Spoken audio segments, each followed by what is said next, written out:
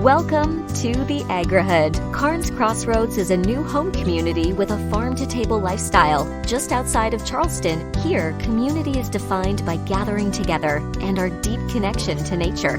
Our future farm and amenities are taking root and blooming into something you've always dreamed of in a fun, healthy, and social environment. Come home to the Agrihood, where you can plant roots and thrive. Learn more at carnescrossroads.com. Hello, saver. Whether you're saving for that trip to the tropics or saving for an emergency, now is the time to take advantage of Wells Fargo's savings options. Wells Fargo offers savings accounts that can help you save towards your goals. So, what are you saving for? Visit a Wells Fargo branch or wellsfargo.com/save to open a savings account today. Wells Fargo Bank, N.A., member FDIC. This is SpaceTime, Series 26, Episode 104, for broadcast on the 30th of August 2023. Coming up on SpaceTime, a giant black hole destroys a massive star, a new window on the X-ray cosmos, and astronomers find a hot Jupiter, or is it a brown dwarf, hotter than the surface of our Sun? All that and more coming up on SpaceTime. Welcome to SpaceTime with Stuart Gary.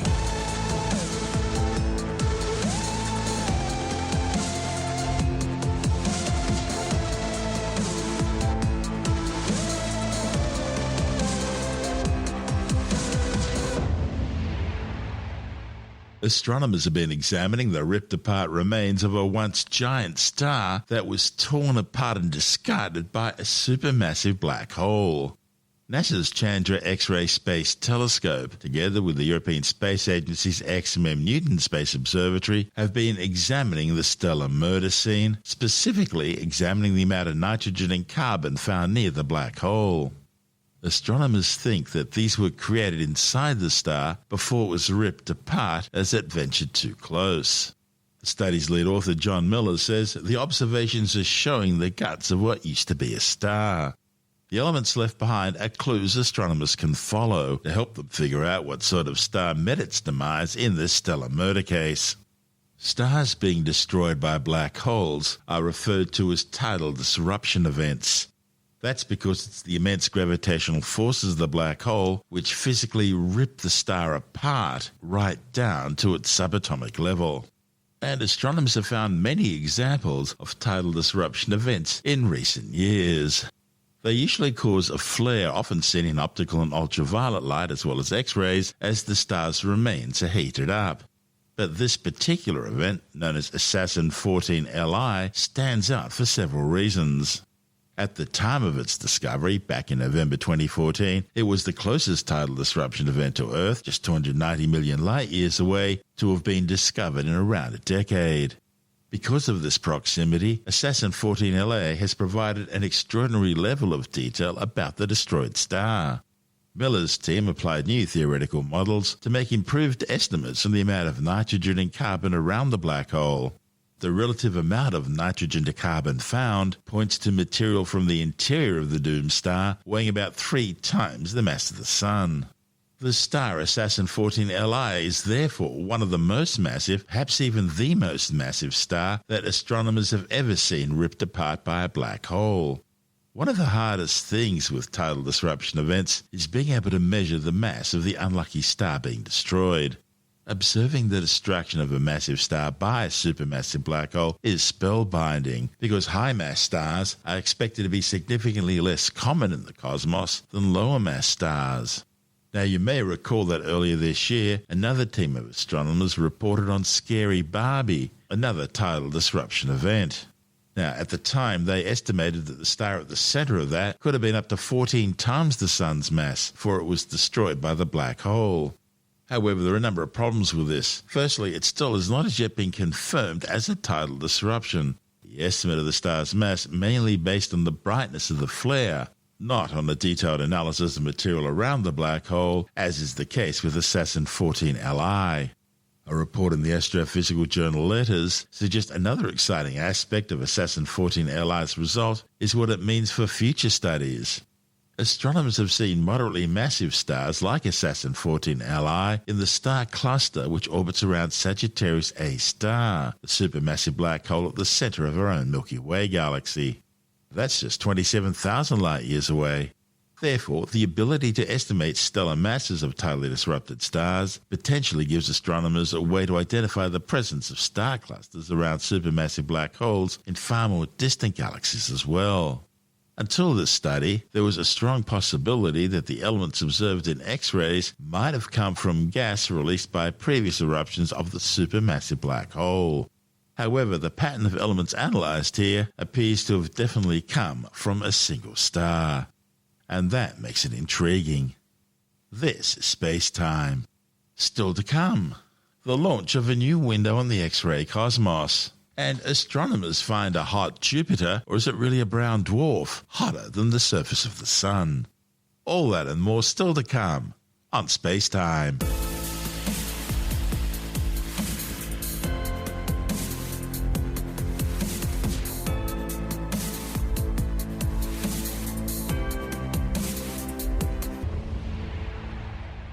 Japan's about to launch a new X-ray telescope which will further enhance science's understanding of the universe. The upcoming XRISM X-ray imaging and spectroscopy mission spacecraft will study the universe's hottest regions, some of its largest structures, and objects with the strongest gravity. Led by the Japan Aerospace Exploration Agency JAXA, XRISM will peer into these cosmic extremes using spectroscopy, the study of how light and matter interact.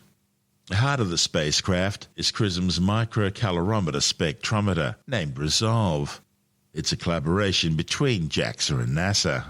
It will create spectra measurements of light's intensity over a range of energies for X-rays from 400 to 1200 electron volts.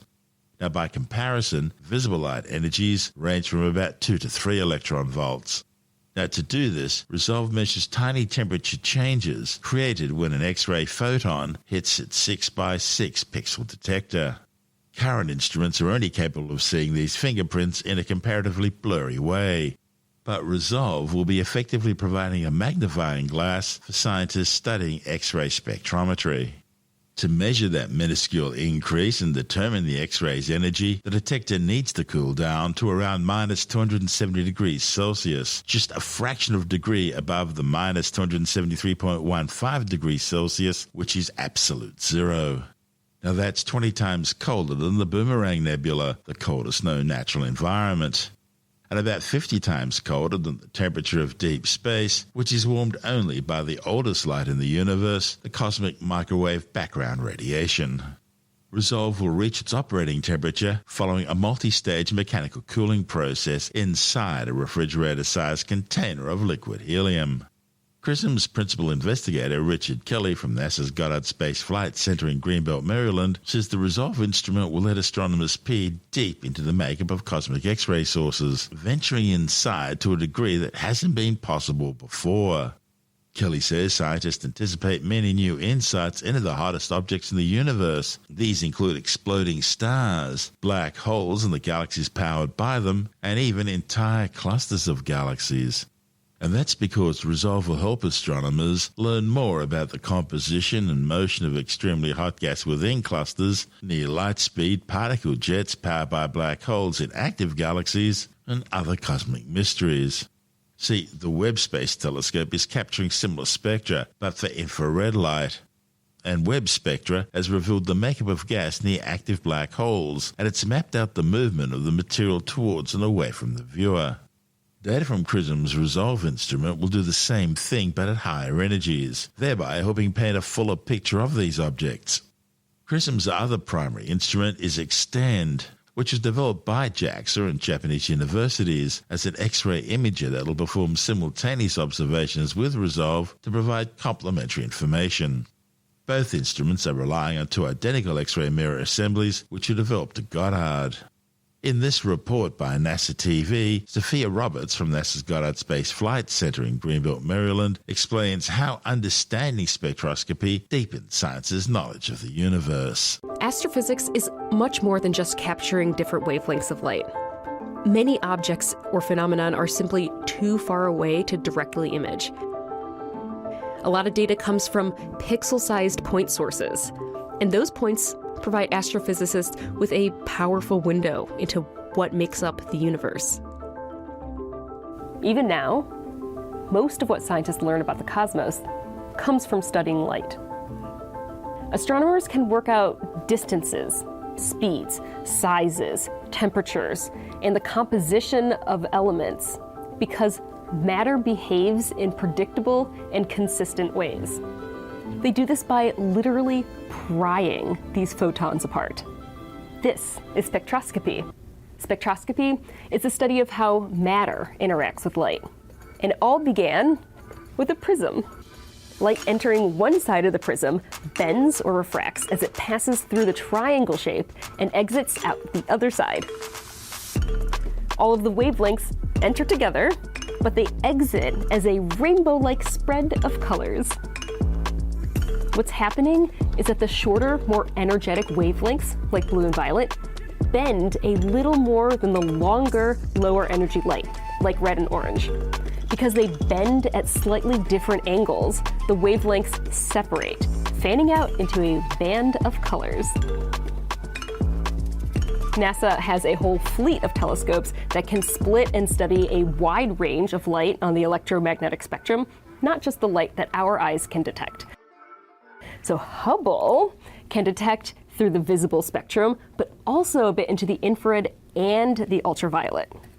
Webb is just infrared and can look at the light that is emitted from billions of years ago. And of course, the images from Webb are really spectacular. This spectrum shows a light that penetrated the atmosphere of a planet called WASP 96b. The light being measured comes from the planet's host star, some of which skims through the atmosphere. Humans are a long way from directly imaging exoplanets. So telescopes like Webb will use spectroscopy to find those chemicals that could support life in their atmospheres.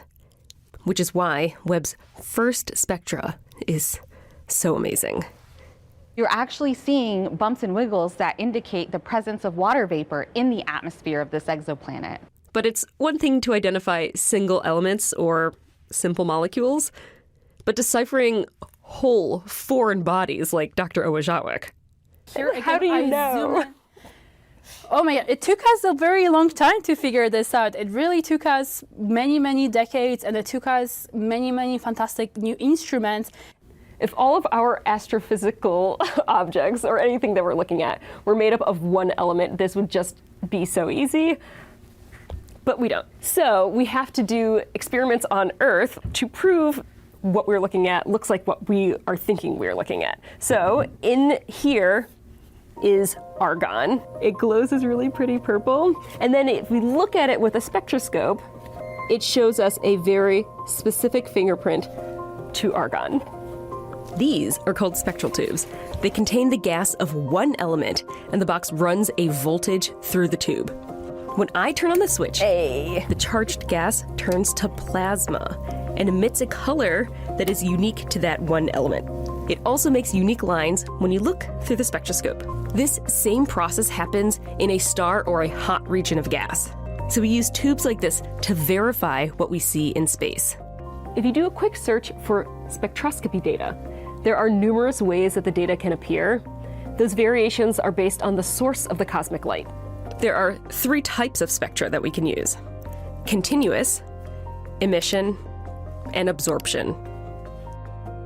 Light from a hot, dense source, like the sun, produces a continuous spectrum. When that light passes through cooler gases on its way to us, the gases take away or absorb some of that energy. Dark lines appear where specific colors are missing. And when thin gases glow themselves, we see only their characteristic colors, kind of like a cosmic barcode. These are the emission spectra. Like all data, there is an art to analyzing spectra. Scientists like Dr. Owajawek use computers to calculate and tease out clear signals, comparing them then to models that are already known. Many scientists in the labs on Earth, they try to recreate the same conditions and measure basically what these kind of, as you said, fingerprints of those different transitions for different elements are. Okay, so we're always comparing to sort of the fingerprint of what we have, and then if it has deviated from that, that is the new information from what we're looking at. Correct. For Anna, spectra unveil the structures of black holes, the swirling winds that surround them, and those big jets of particles that come out of them. So all of this is mostly accretion disk at this level. It's just different parts of it. We can zoom in, right? And we see all of the absorption lines, right? All of these lines are also shifted a lot. So they come from this wind. So that's how we know that there is winds blowing around black holes.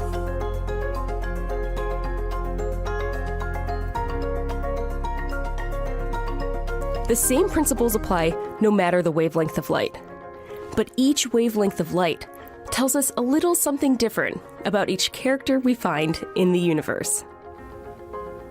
It's pretty wild how different the universe looks to our eyes and how it presents to our telescopes. And that's precisely why we need to observe in different wavelengths of light. Modern astronomy is built upon spectroscopy. So with every stream of light we gather, we further understand what the universe is made of. All we need to do is pry open its contents. That's Sophia Roberts from NASA's Goddard Space Flight Center in Greenbelt, Maryland. And this is SpaceTime.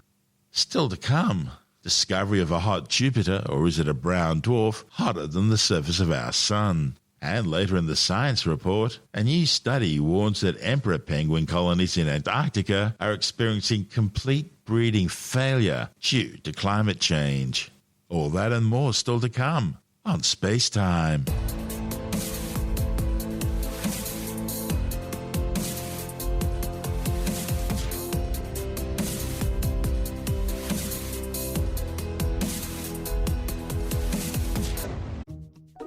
Wells Fargo presents one of the surest ways to grow your money, a Wells Fargo CD account, where you can earn a 5.00% annual percentage yield on an 11-month term with a minimum opening deposit of $5,000. Visit a Wells Fargo branch or wellsfargo.com/CD rates to open a CD account and start growing your savings with us.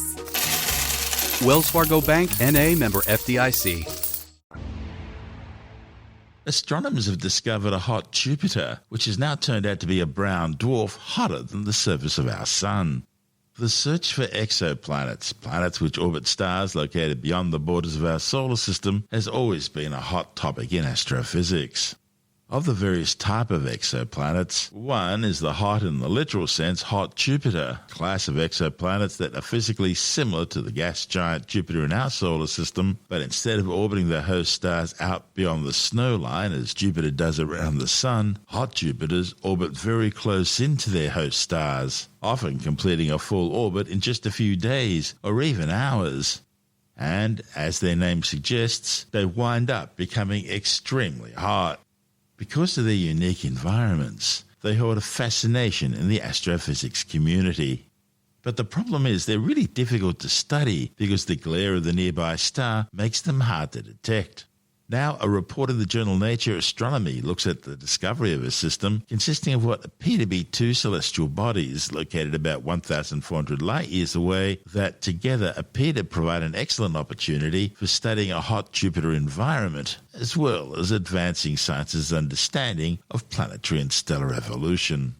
The discovery of this binary system, the most extreme of its kind known so far in terms of temperature, was made through analysis of spectroscopic data gathered by the European Southern Observatory's Very Large Telescope in Chile. The study's lead author, Naama Halkoon from Israel's Weizmann Institute of Science, says they identified a star-orbiting hot Jupiter-like object that, based on their readings, was the hottest ever found, with a surface temperature around 2,000 degrees Celsius hotter than the surface of our Sun, which is around 6,000 degrees Celsius. But she says that unlike the glare-obscured hot Jupiter planets, it was possible to see and study this object because it's really large compared to its host star. A white dwarf some 10,000 times fainter than a main sequence star. That makes this the perfect laboratory for future studies of hot Jupiter's extreme conditions. Now, let's define some terms here. White dwarfs are the stellar cores of sun-like stars that have used up all their core hydrogen and helium fuel supplies, ceasing core nuclear fusion, the process which makes stars shine. Their outer layers will eventually blow off, leaving behind and exposing just their white-hot stellar core. A white dwarf, usually around the size of the Earth, which will slowly cool over the eons. Now, in this case, the other part of our binary system, the hot Jupiter, turns out to actually be a brown dwarf. Now, brown dwarfs are failed stars lacking enough mass to commence the core nuclear fusion process in the first place. However, unlike gas giant planets, brown dwarfs are massive enough to survive the pull of their stellar partners. See, the enormous mass of a star means its gravity can cause objects to get too close to break apart. But this brown dwarf's also really dense, some 80 times the mass of Jupiter, all squeezed into an object no larger than Jupiter. With that sort of density, it's able to survive intact and form a stable binary system with its host star, the white dwarf. When two bodies, be they a star and planet, or in this case a white dwarf and brown dwarf, orbit really close to each other, the differential forces of gravity acting on the near and far side of the brown dwarf cause its orbital and rotational periods to become synchronized. Now, this phenomenon is known as tidal locking, and it permanently locks one side of the planet in the position that always faces the star. Now, we see the same thing here on Earth, with the moon always having the same face, what we call the near side of the moon, always facing the Earth. Tidal locking leads to extreme temperature differences between the day side hemisphere, which is bombarded by direct stellar radiation, and the far or outward facing night side hemisphere, which receives a much smaller amount of the radiation.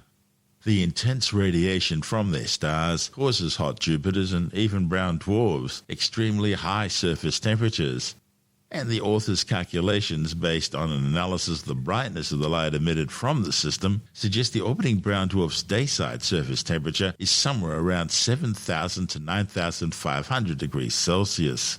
The temperature on the night side of the brown dwarf is still hot, somewhere between 1,000 and 2,700 degrees Celsius. And all that results in an extreme temperature difference of around 6,000 degrees between the dwarf's two hemispheres.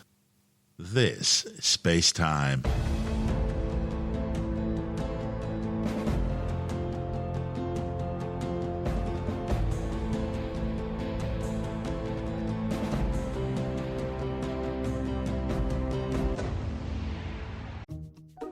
Wells Fargo presents one of the surest ways to grow your money.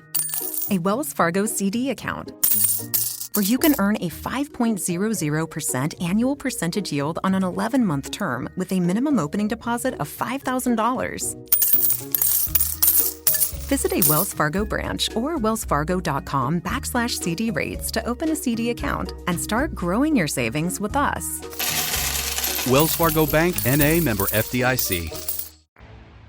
And time now to take another brief look at some of the other stories making news in science this week with the Science Report. A new study warns that emperor penguin colonies in Antarctica are now experiencing complete breeding failure as a direct consequence of the unprecedented loss of sea ice recorded in the region in recent years due to climate change. A report in the journal Communications, Earth and Environment used satellite images from 2018 to 2022 to monitor emperor penguin colonies in the Bellingshausen Sea region of Antarctica, finding that 4 out of the 5 colonies there saw absolutely no chicks survive to fledge successfully during the spring of 2022. Emperor penguin colonies generally need stable ice attached to the land between April and January to ensure successful breeding and molting. That's because the chicks don't develop waterproof feathers until fledging. This is the first major breeding failure of emperor penguins observed during 13 years of observations in the region, and it's amongst the first evidence of the direct impact of Antarctic warming on the viability of emperor penguin populations. A new study has recommended mask wearing should continue in healthcare settings. The findings, reported in the journal The Annals of Internal Medicine, argues that the infection of SARS-CoV-2 is still a threat, especially to the most vulnerable patients, and that masks, if worn correctly, are a proven method of preventing transmission. The authors of the commentary say both patients and healthcare professionals should draw upon lessons learnt during the height of the COVID-19 pandemic and continue to mask up as severe outcomes attributable to COVID-19 are still occurring. The problem is many healthcare workers still come into work with COVID-19, both symptomatic and asymptomatic, and pre-pandemic sick leave policies and more limited testing options are making healthcare workers more likely to work even though they're sick.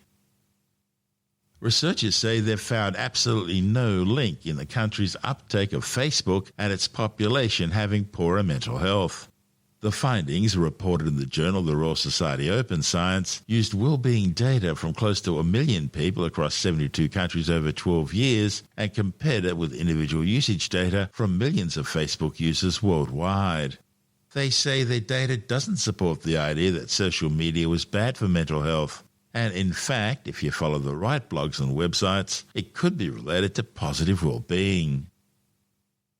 Samsung tops the list of complaints, possible delays in some next-generation iPhones, and new updates for people running Windows on their Macs. With the details on all these stories and more, we're joined by technology editor Alex Zaharov-Reutt from TechAdvice.life. Well, this comes from the New South Wales Fair Trading Commission, and they've released the top 10 list of most complained about businesses in 2023. Samsung has topped the list with 416 complaints from January to June 2023, and the common issues were the quality of goods, the supply of goods and services, the conduct of the company, the request for a refund, and warranty rights and remedies. But lest you think that they're the only technology company in the list, Apple comes in at number 9 with 103 complaints, so 4 times fewer complaints. The issues of quality of goods, quality of service, and repairs and maintenance. Number 10 on the list is Good Guys with 75 complaints. And there's also people like Ticketek and True Water, a water filtration company, and a bunch of other ones there. And there are delays in the new iPhone 15. Tell me. Yeah, an analyst says that the iPhone 15 Pro Max, which is the biggest version with the biggest battery and the most cameras and the biggest zoom, this is expected to be 3 to 4 weeks delayed compared with the rest of the iPhones because of a sensor issue where Sony just can't make enough of the camera sensors for Apple in time. And look, it's not the first time we've had delays. The iPhone 10 came out a couple of months after the iPhone 8 several years ago. There were delays with the iPhone 12 mini and the iPhone 12 Pro Max. So it's not the first time, but it will push out some of those sales. Look, it'll all happen in the same quarter still, which is important for yearly sales figures. The December quarter obviously is the biggest one that they have every single year because of all the Christmas and sales and holiday shopping season and people finally upgrading their iPhones. And of course, if you're upgrading from an iPhone 8 or a 10 or even an 11 or 12, you're going to see big jumps this year in terms of the camera quality, and especially with the iPhone 15 Pro Max, we expect to see a periscope zoom, which will hopefully be 5 or 10 times like we see on the Samsung phones, which have 10 times optical zooms. And the Parallels desktop software's had some changes. Yes, this is Parallels Desktop 19. This is a new version. This is the software that is used to run Windows virtually on your Mac. And for many years now, it has been out. It's been getting improvements every year, able to run more games, more graphical programs, letting you run Word, Excel, PowerPoint, the Windows versions on your Mac desktop. You can either have the desktop as a separate desktop, or you can just run Windows programs on the Mac desktop as though they were another Mac program. Now, improvements this year are that you can use your Touch ID if your Mac has one to log into Windows in a passwordless way. And there's improvements to graphics,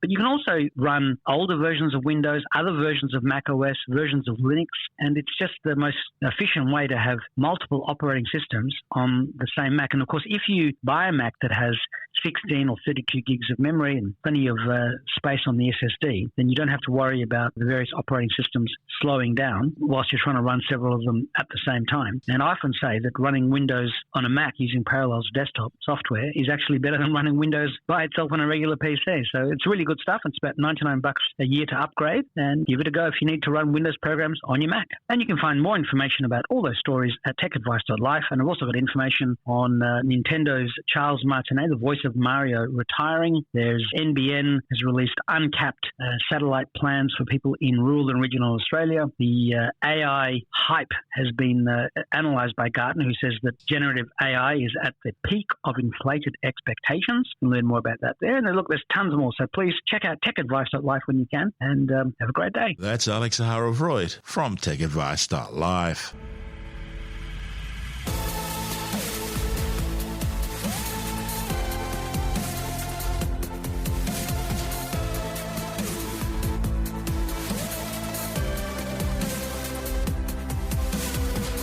that's the show for now. SpaceTime is available every Monday, Wednesday and Friday through Apple Podcasts, iTunes, Stitcher, Google Podcast, Pocket Casts, Spotify, Acast, Amazon Music, Bytes.com, SoundCloud, YouTube, your favorite podcast download provider, and from SpaceTimeWithStuartGary.com. SpaceTime's also broadcast through the National Science Foundation on Science Zone Radio and on both iHeartRadio and TuneIn Radio. And you can help to support our show by visiting the SpaceTime store for a range of promotional merchandising goodies, or by becoming a SpaceTime patron, which gives you access to triple-episode commercial-free versions of the show, as well as lots of bonus audio content which doesn't go to air, access to our exclusive Facebook group, and other rewards. Just go to SpaceTimeWithStuartGary.com for full details.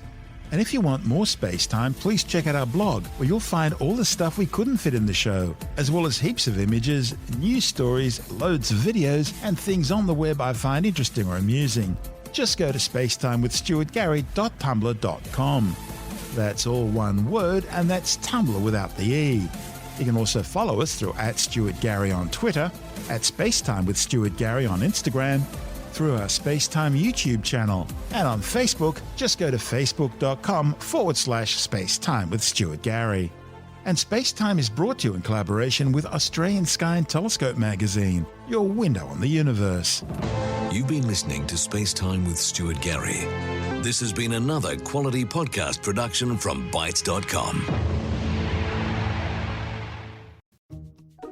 Wells Fargo presents one of the surest ways to grow your money. A Wells Fargo CD account, where you can earn a 5.00% annual percentage yield on an 11-month term with a minimum opening deposit of $5,000. Visit a Wells Fargo branch or wellsfargo.com/CD rates to open a CD account and start growing your savings with us. Wells Fargo Bank, N.A., member FDIC.